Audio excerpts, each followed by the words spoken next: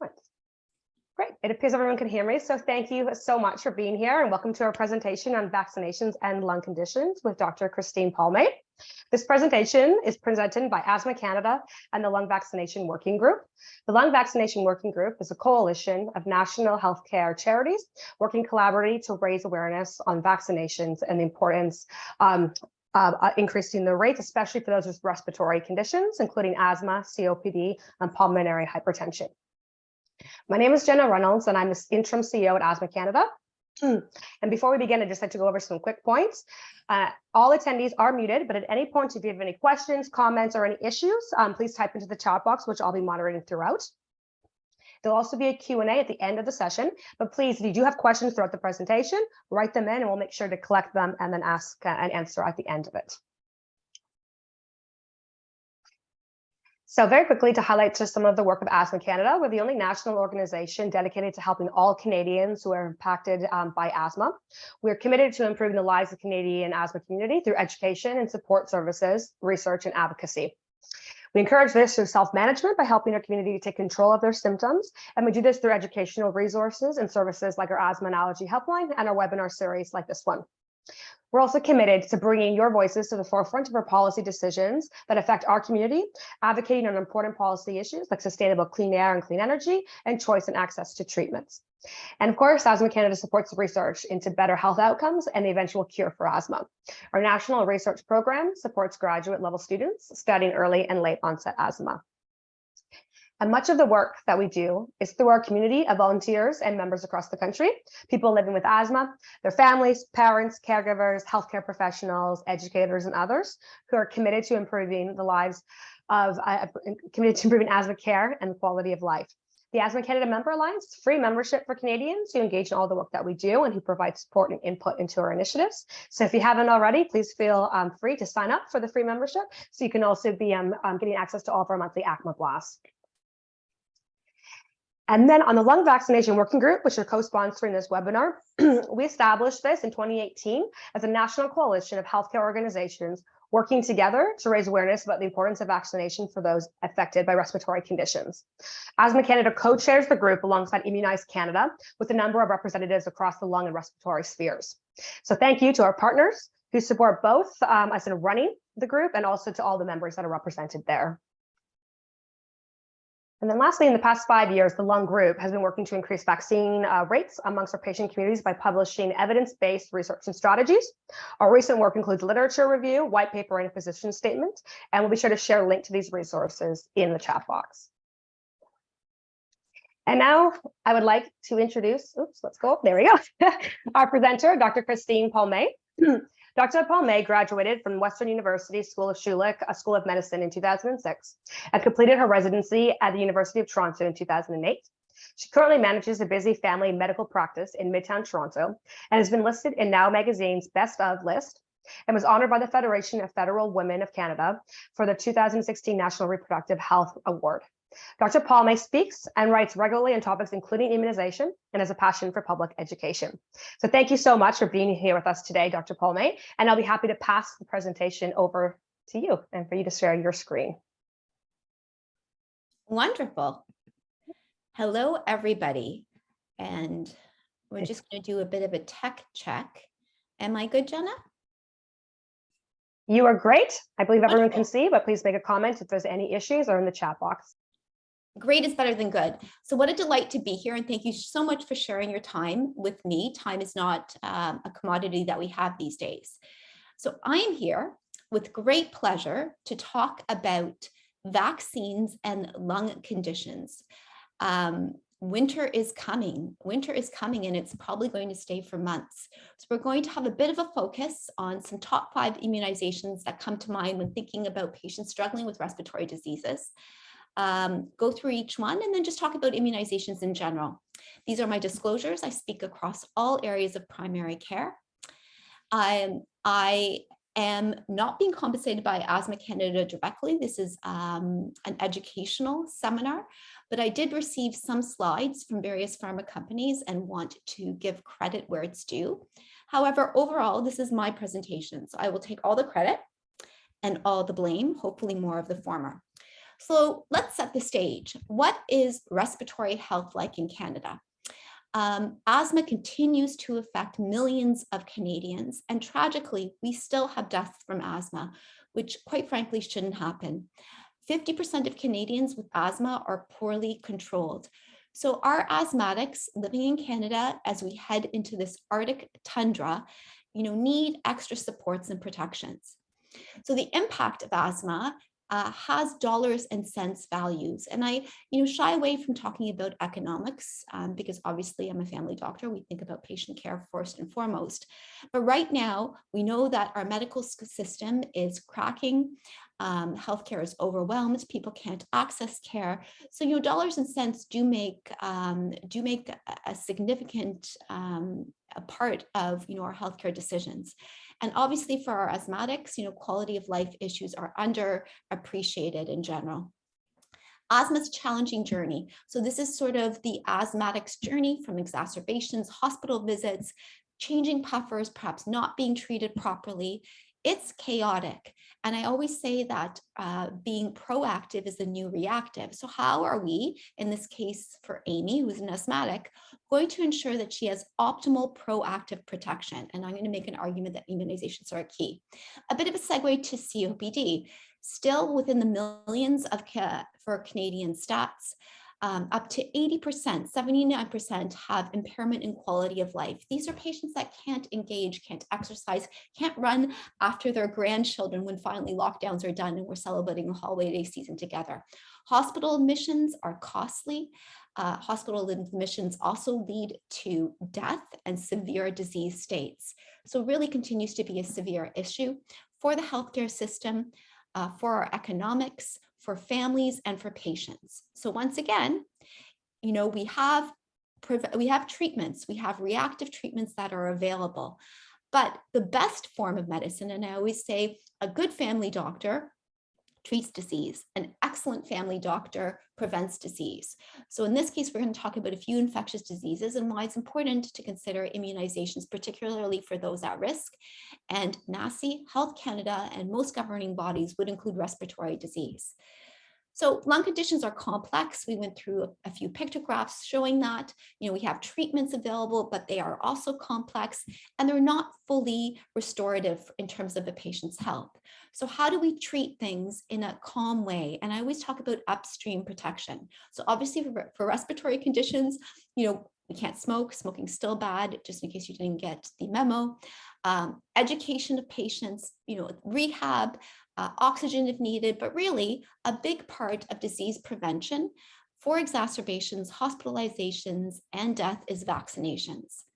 So once again, being proactive is the new reactive. We spent the past 3 years trying to vaccinate ourselves out of a pandemic.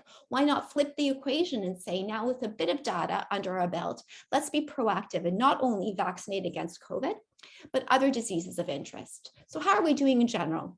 Even before the plague, and I call it the plague, Canada was falling short of NACI targets. So here you have tetanus, shingles vaccines, and pneumococcal vaccines. I could sub in any other vaccine, and we never quite achieved that 80% of patient coverage that NACI puts on our plates as a goal. Glass half empty is, oh my goodness, we're not doing well. The glass half full is, we have room to improve. And there's some simple ways that we can do that. Patient education, seminars like these are one of the key components to making sure that we increase uptake. Just a bit of an aside, we spend a lot of time focusing on anti-vaxxers, but the reality is that most Canadians choose to be vaccinated and want to be vaccinated. The problem is awareness and education. So they did an informal poll, they called patients, and asked them, are you fully vaccinated? And about 90% of patients said, absolutely, I am completely up to date.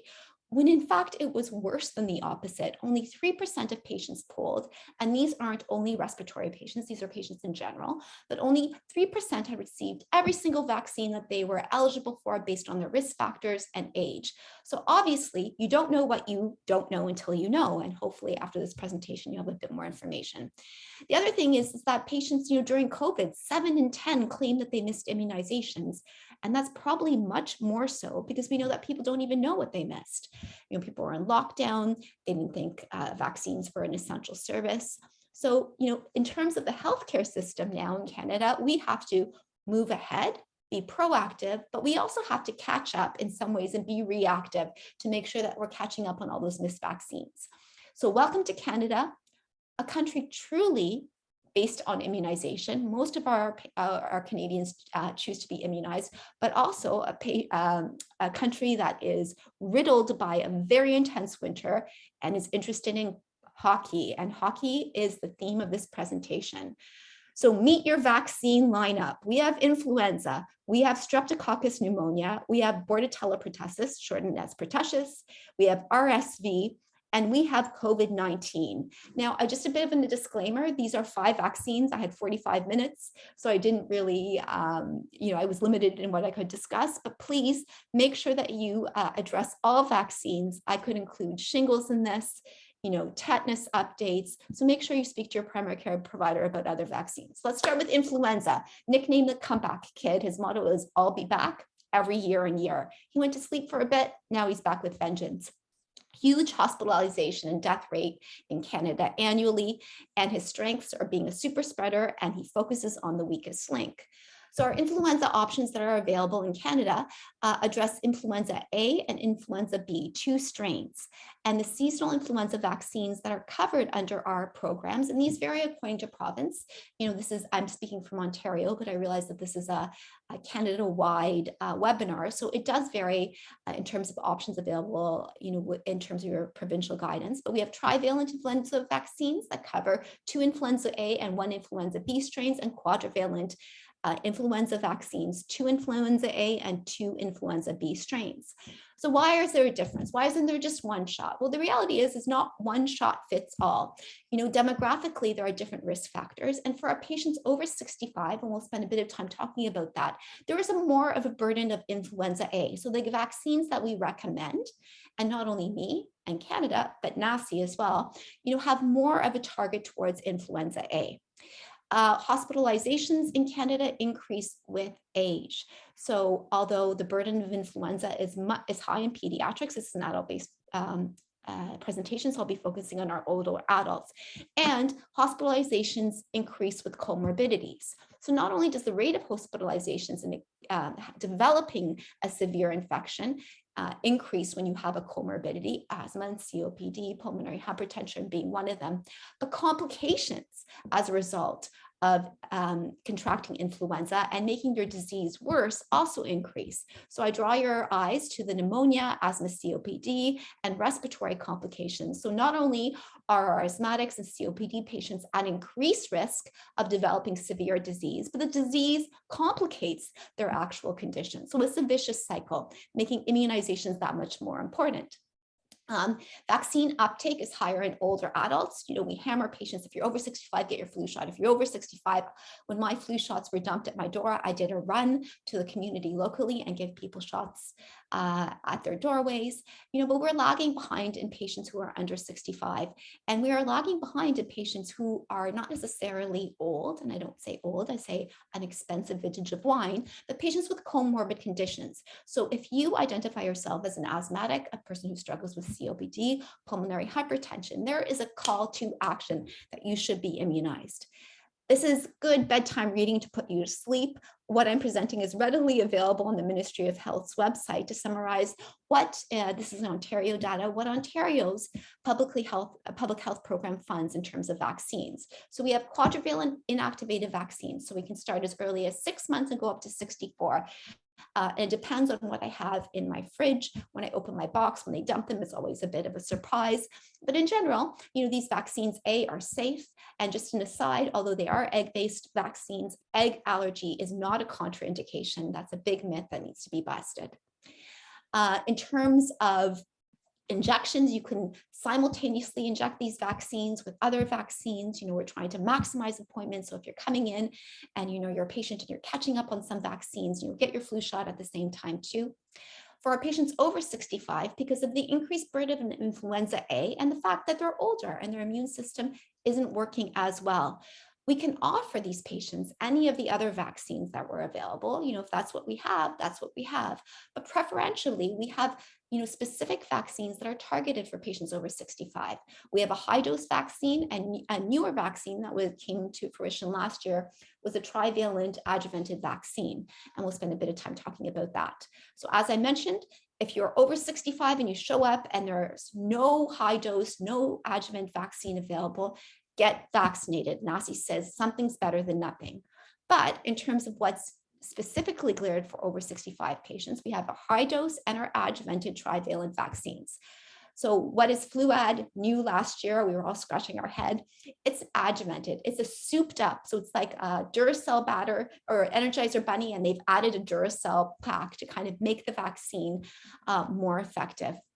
In terms of which vaccine to take, if you're over 65, either one is an option. NACI still hasn't told us whether one is better for the other. So get what's available. The most important thing is, number one, if you're over 65, try to get one of those two preferential vaccines. If it's not available, you can get any of the other vaccines available. And once again, there's a lot of needles going to a lot of arms these days. So these vaccines can be given safely with other vaccines. We do it readily. I always say 2 shoulders, 2 tushkas. That's 4 needles. I don't know why I said 8. Sometimes there are multi-doses in each needle. So 4 needles to go, 1 in each arm, 1 in each tushka. You're trying to still maximize those visits. And just as a reminder, you have to use separate injection sites. I think we have some healthcare workers who are on site. And if you're providing flu shots, you need to draw a flu shot. And if there's another shot happening, use another barrel in the syringe. Just a really important point. Okay, non-funded vaccines. So these are vaccines that you pay for. Some private care health plans cover these. There's a recombinant vaccine and a cell culture vaccine. And the overarching theme is that these aren't egg-based. So there's, a bit of a sense that they're more specific, they're more effective, not officially so that NACI says that we need to use them. They don't rely on chickens, so we can mass produce them. And for people who are worried about carbon footprints, because they're not using animals, then they're a bit more just to our environment. Not available, publicly funded. These are options for higher risk patients that I provide. But once again, the vaccines that we have funded are excellent, and NACI would agree. Player 2, Streptococcus pneumonia. Nickname is the opportunist. His motto is not your average pneumonia. This is not the pneumonia that happens in the community. This is a very specific pneumonia related to a very nasty bacteria called Streptococcus. Case fatality rate is 5 to 7%, which is huge. And it lays quiet and dormant. So what this bacteria does is it lays host in people's nasopharyngeal area, so in your head and neck, often in kids. And those bacteria, when they get transmitted to patients with risk factors, lead to widespread disease. This is serious. Several of these patients require hospitalizations. The death rate is high. And the problem is that because there's a colonization, means it's floating around in the community. It's not like it all of a sudden hits us and goes away.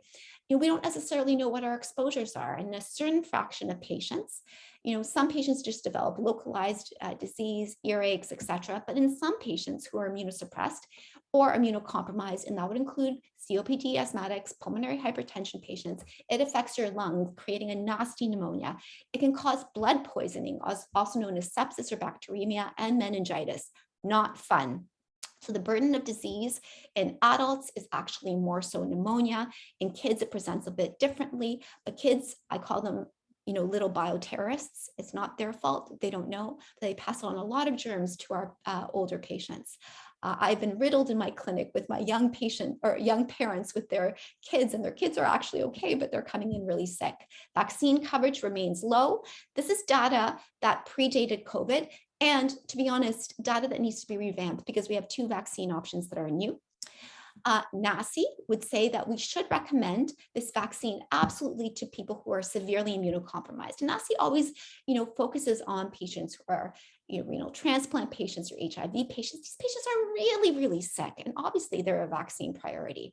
But in terms of my clinic, I am seeing more so patients with not officially immunocompromising diseases, but conditions that actually weaken your immune system: kidney disease, diabetes, heart disease, and chronic lung disease, including asthmatics, COPD, etc. So I consider this to be a risk factor. NACI would agree and has told us that as a clinical provider, knowing my patients' risk factors, I need to have a catered discussion, not necessarily what populations need, but what my patient looks in front of me needs. And I have those conversations, knowing a patient's context. So let's talk about pneumonia risk, that nasty streptococcal pneumonia. Risk factors, I'm going to highlight asthma, I'm going to highlight chronic lung disease, use of oral steroids. We've all had, our asthmatics and COPD patients, or if you're a sufferer, need steroids to treat infection, and also smoker is still a reality for a lot of our patients with lung diseases. So there is an increased risk of that nasty pneumococcal, strep pneumococcal disease cascade.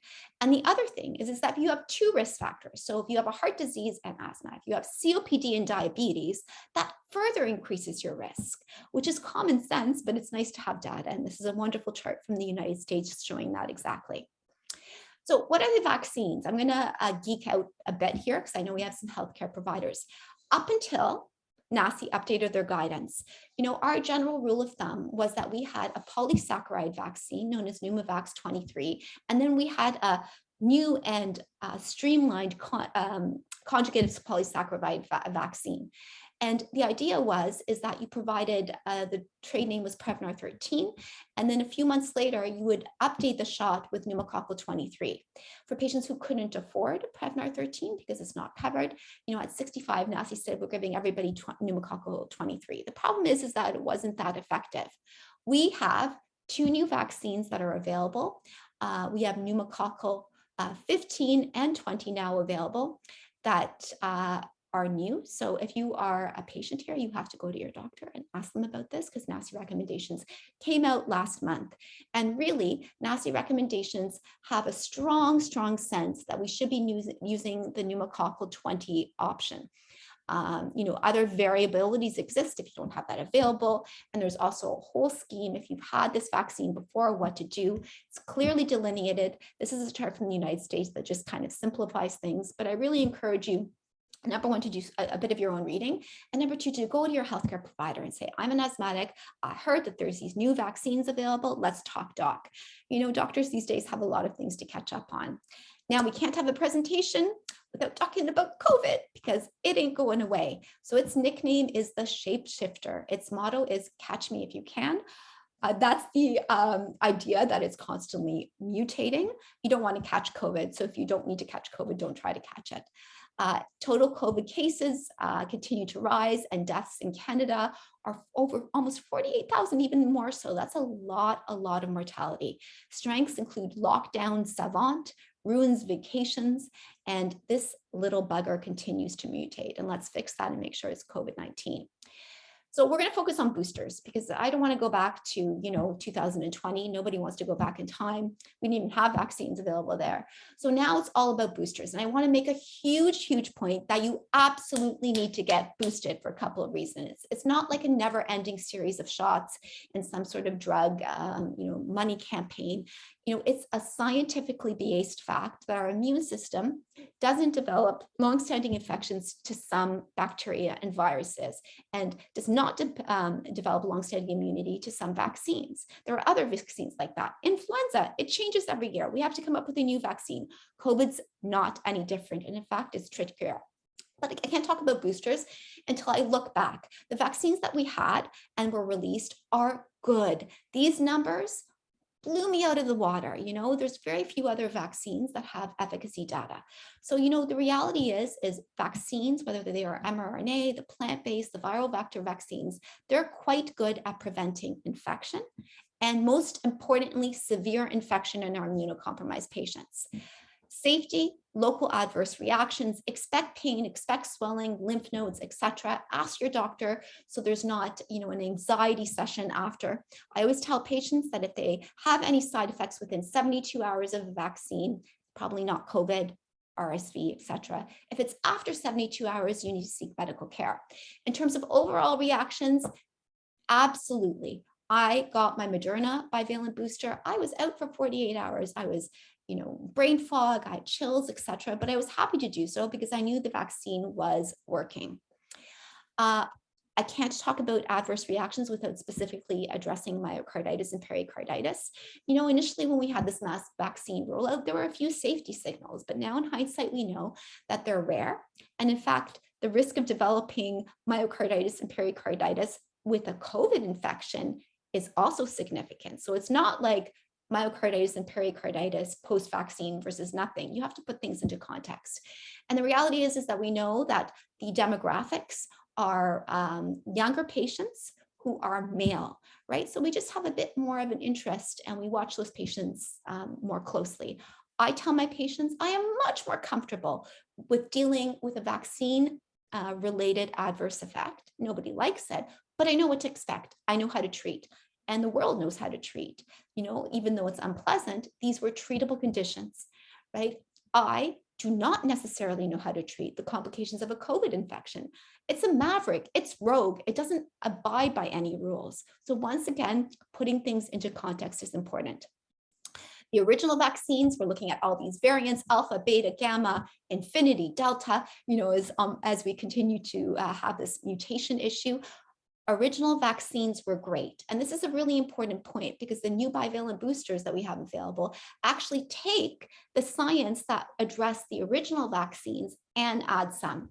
So here we are looking at efficacy against severe infection and hospitalization, which we are really, really trying to avoid. Once again, robust data. And this is looking at what happens after the primary series. So unfortunately, nothing's forever. Most things aren't forever. And in the case of COVID vaccines and the COVID virus, 2 shots doesn't complete the picture. Maybe at some point as we evolve, science evolves, we'll figure it out. But at present, this bugger mutates.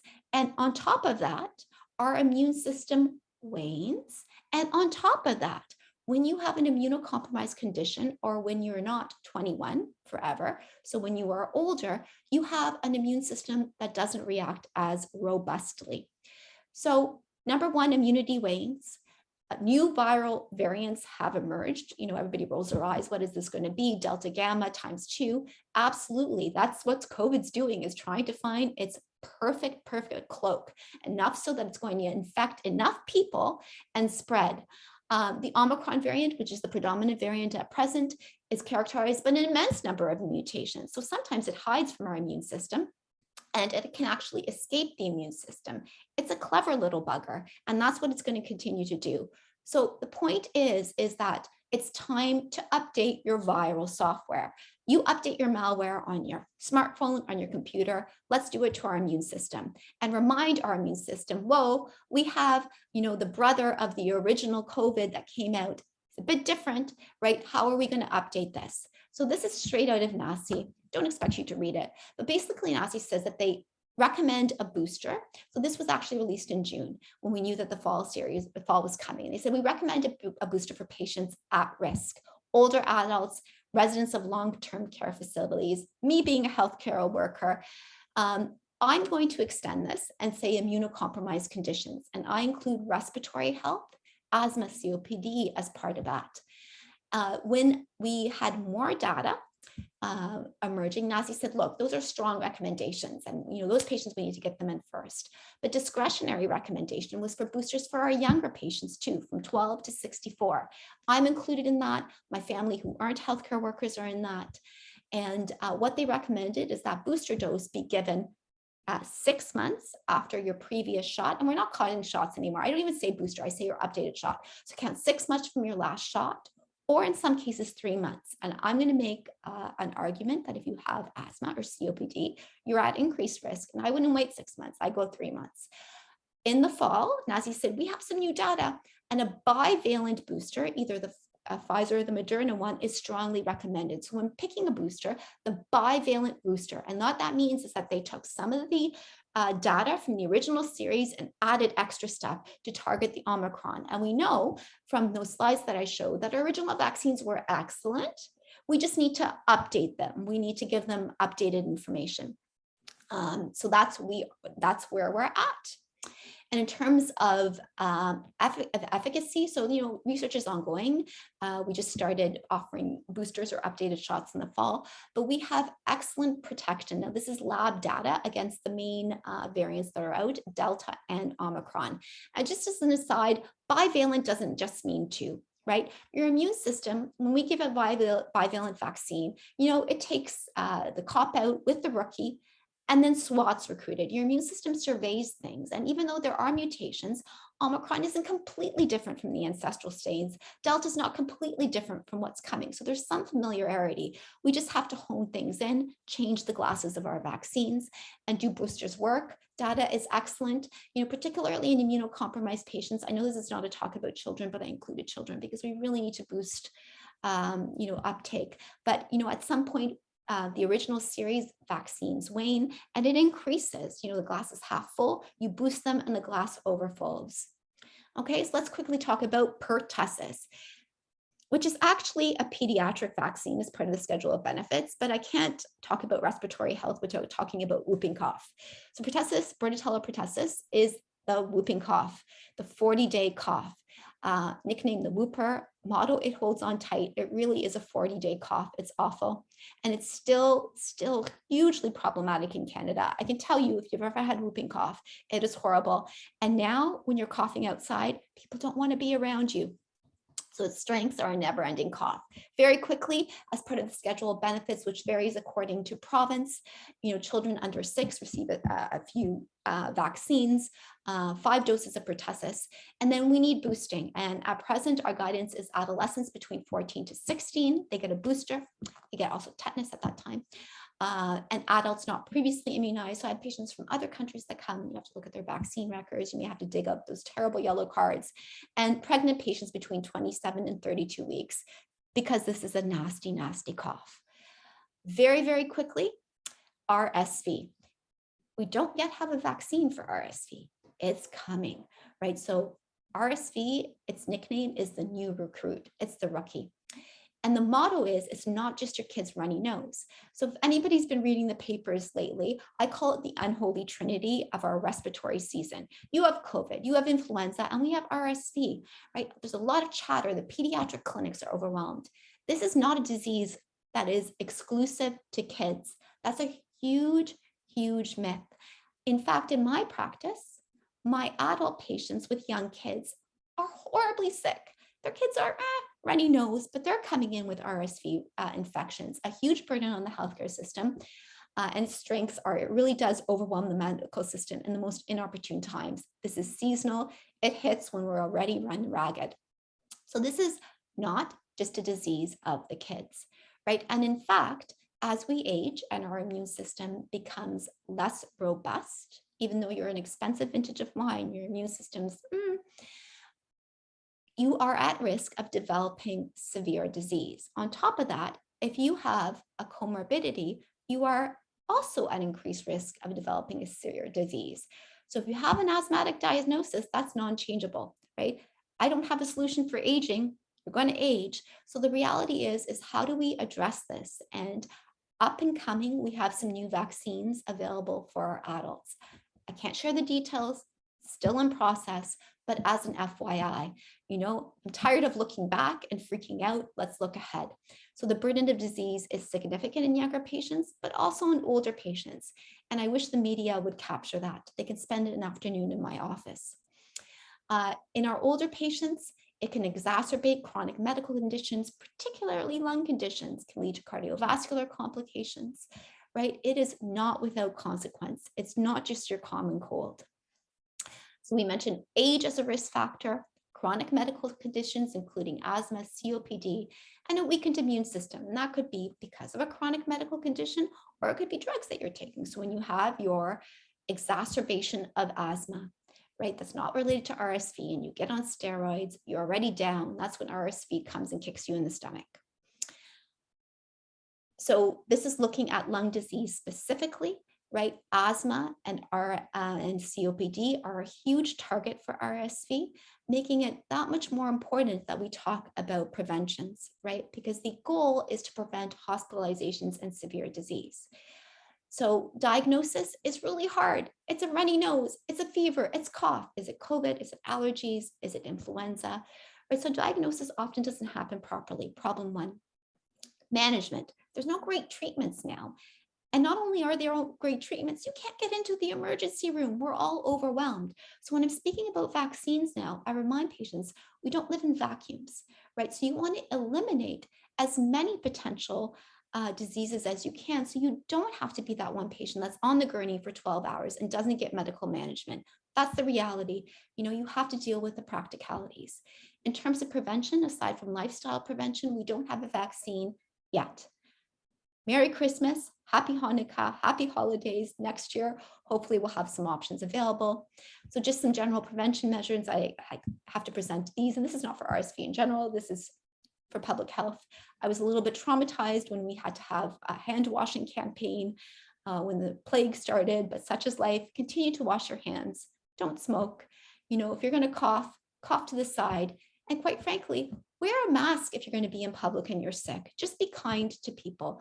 I remember thinking it was so strange looking at other parts of the world, 5 years ago with masks. And now I sometimes wonder why people aren't wearing masks, right? So it's amazing how tables can turn. These are just common sense ways to prevent infections in general. So this is my post-game playbook. Resources, education, as I mentioned, is so important.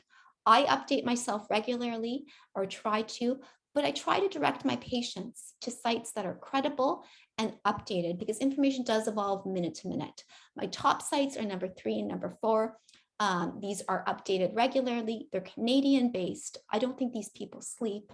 A wonderful resource to have.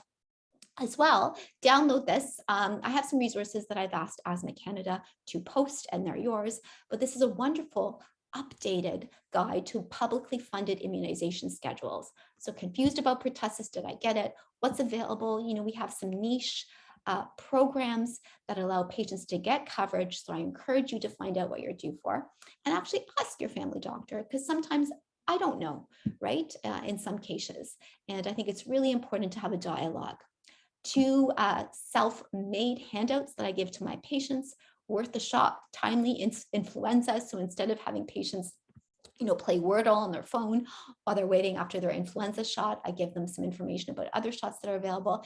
And my COVID resource list. There's a lot of information out there. There are a lot of people on TikTok that are suggesting things that aren't great. There's some that are suggesting great things, but this is my guide. If you haven't heard about it, VaxFax is a wonderful call-in center. You make an appointment, run it at Scarborough Health, and you could speak to somebody about vaccines in general, COVID, etc. So as I mentioned, Canadians want to be vaccinated. This is looking at Ontario, but what do we want? We want access. We don't want to go to a family doctor's office that's only open from 9 to 5 and maybe not on Fridays. It doesn't make any sense, right? Siloed medicine is just not the way to move forward. So I strongly encourage my patients to access, vaccines when it's convenient for them and where it is, whether that's at a pharmacy, a convention center. And the other thing, goodbye yellow cards. I can't read them. They're soaked in who knows what. People come with 18 versions and I'm supposed to consolidate it. Was it typhoid that you got? Was it hepatitis? It needs to go, right? And we don't have a Vax portal just yet that's extensive. Why we don't, I don't know. It's time, I get it. But this is a wonderful substitute. It's free. It's downloadable from Can Immunize. It's a multi-user, basically reservoir. You can hold it on your phone. And we all forget our health cards. We all forget our wallets. Nobody forgets their phone. And you can log in your vaccines when you're getting them at your doctor's office, at the pharmacist. And it's a wonderful way to keep things organized. You can keep track of your kids' vaccines, your parents' vaccines, and it also prompts for next doses. Right? So a bit of an educational tool as well. Free, hosted on your phone. It's a great way to make sure you're organized. Nothing is permanent in this world, not even our troubles. As I mentioned before, things evolve. And a gloved hand of applause. Thank you very much for sharing your time with me. Excellent. Thank you so much, Dr. Palmay. That was very informative. And I love the hockey lineup, very detailed. So and I know nothing about hockey, so. All right, so just very quickly here, again, wonderful. So my screen's there for the last part for questions. We do have a number of questions here. And also, let me just move over there. So as Dr. Palmay mentioned, we do have on this QR code on the screen that you can link to, or also in the chat box, which leads to a number of the resources that Dr. Palmay had mentioned. So you can access those. And we're also going to send those out with the recording afterwards. So again, if anyone has any questions, feel free to write them in the chat box, and we can start here now with the first question that we have. Can you please share some information about any studies that have been done with the new egg-free flu vaccines, or how available those might be? They are available. They're not covered under the publicly funded program. Private insurance sometimes covers them. Research is ongoing. So there is a suggestion that they may be more effective, and it's just the way that they're manufactured. When you're, so the egg-based vaccines, there are a lot of mutations that happen, and sometimes they miss the point. So they miss, targeting the exact variant. But right now, NACI says they can be offered at a discretionary level. So I discuss them with my patients, but I don't have a lack of confidence in the vaccines that are available, right? They're costly. Everything's cheaper at Costco, just by the way, because the dispensing fee is different, and it's, they can just charge that much less. But data is emerging. There's no strong recommendations. But for a patient, for example, who is asthmatic, COPD, I offer it to them as an option and leave it up to them. Great, excellent. And can I get all my vaccinations at the same time? Question from Terry. I don't know what all vaccines mean. We can co-administer several vaccines. So as I mentioned, 4 needles, 4 tushkas, there are very little exceptions. I think the main point is that COVID vaccines, influenza vaccines, yes, those can be administered at the same time. So if you're at the pharmacy, you can get both shots. Other shots of bind, the new pneumococcal vaccines haven't officially been studied, but I was co-administering the original ones, shingles, for example. So the idea is, yes, to maximize. And in fact, in our infant schedule, we are giving multiple shots at the same time. Great, thank you. When is the best time to get the flu shot? Is it too late to get it in January? Nothing's too late. I mean, well, if you show up April, I'm not going to give you the influenza shot. January is not too late, but I really encourage people to get it early on in the season. I mean, we're in the throes of December already. Oh my goodness.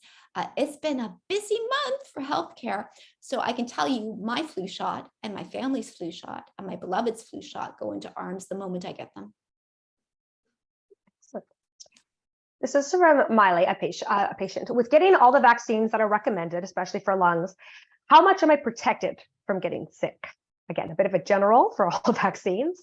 Right. But I think the question is about how much am I really being protected when I'm getting these vaccines? So significantly enough that NACI says you should. So for the vaccines that I showed, it depends on your age, what medications you're on, the severity, right? But it does protect against severe disease and hospitalizations. So I can't actually say who exactly has the most robust protection variable, but enough that, we target patients with immunocompromising conditions. Thank you. And I'm going to try to merge a couple of these questions together because there is a lot on the pneumococcal and pneumonia and the new vaccines coming out. So some questions are, and I know you did talk a little bit about this, but maybe just a little reiteration. What can you give us information about Prevnar 20? Is Prevnar 20 an adult a one-time event? And kind of anything a little bit more about that again. So at present, it's indicated for adults. At present, NACI has delineated that it's a one shot, so you don't have to do a chaser. There's some variability in when to give it. So a patient who's previously received Pneumovax 23 or Prevnar 13, Pneumovax 23, and they have immunocompromising condition or they're older, it's 3 years after. For patients without immunocompromised conditions, it's 5 years. I really encourage you to tease through the NACI guidance. The nuances are still being laid out, and we're still in the development of presentations about it, but it is quite exciting. And NACI strongly put emphasis on the Prevnar 20 that was available. Okay, great. And this one, I'm not sure, might be a little bit of the same one from Heather, a Q&A in the box right there. I recently had pneumonia requiring IV therapy. I had Prevnar and Pneumovax in 2016. And what pneumonia shots should I be getting now? Yeah, So you should be asking, so number one, influenza is top of mind for you. You definitely should be asking your healthcare provider about this new vaccine against invasive pneumococcal disease at some point, and you're 2014, so you would be due for that now. And consider other vaccines. I mean, I gave you a lineup of 5. Consider herpes zoster, consider everything else, that's standard of care. Great, excellent. Who should I talk to if I need more information about vaccines that are recommended for asthma? So Asthma Canada has a wonderful portal. Number one, if you have a respirologist, primary care is a good place, Immunize Canada, all those resources that I listed and that are available to you. In terms of like strictly catered towards respiratory diseases, Asthma Canada is wonderful, Canadian Lung Foundation, and your family doctor. Great. RSV seems to be everywhere in the news. Was RSV always around, or why is it so prevalent now? RSV is not new. I said it was the new recruit or the rookie just because it's going to be new to our immunization campaign. No, it's always been there. It was actually really funny. I had a patient come in the other day and ask me about Zika. And I looked at her, I was like, I haven't thought about Zika for 2.5 years. Never went away, just wasn't top of mind. And unfortunately now, with the way our healthcare systems, not functioning, respiratory illnesses are overwhelming the system. So there's been a spotlight on RSV. I want to make sure that we understand, though, that it's not just a pediatric condition. It does have implications for older patients and patients with chronic conditions. Thank you. During out of control asthma, I was told to not get the vaccine. I'm not sure which vaccine specific, but is that true? I mean, if you are, I don't know what out of control asthma means. I mean, if you are on immunosuppressive therapy, maybe not, but in general, I vaccinate people, whether they're sick or not. I have patients who come in and say, I have a sore throat, I don't want a shot, I don't feel well. I'm like, you should get it now. There's no discretion as to whether to wait, except for some very severe, like if you're on some chemotherapy drugs, etc. But those patients aren't generally dealt with by primary care. Those are people in the hospital. Right. A question on the COVID vaccine. Is the one that's better for people with asthma, Pfizer, Moderna, etc.? We have no discretion as to which one's better. A question from Joseph. What was the name of the app for managing your vaccines? Can Immunize. So CAN, immunize.ca. Okay, great. And we'll make sure then just have to include that as well in the follow-up. If I just had an asthma attack, is it still okay if I can get the flu shot? Yes. Great, excellent. Okay, I think actually we are looking nearing the end of the questions as I look at this list here. And in fact, if you had an asthma attack, you absolutely need the flu shot because you don't want another attack from getting influenza, right? Absolutely. And again, yes, asthma is often exacerbated by viral infections. So this is a very important component of management. Excellent. So again, thank you very much, Dr. Palmay, for that time and that excellent presentation. And as mentioned earlier, Asthma Canada does have a bilingual asthma and allergy helpline, which connects Canadians with a certified respiratory educator for more information and support. So if you have any further questions or questions for Dr. Palmay, please feel free to contact us at info@asthma.ca, and we will be happy to help. And I'm just putting that link again into the chat box. And thank you so much again for joining us. We're at the end of the time, just under the wire, which is excellent. Again, thank you very much for the presentation, and thank you everyone for attending. If you felt like you benefited from our webinar series and you'd like to see similar programming, please consider making a donation this holiday season at asthma.ca/donate. And again, we'll follow up with everybody with all the additional resources from Dr. Palmay. So thank you again, and have a great day.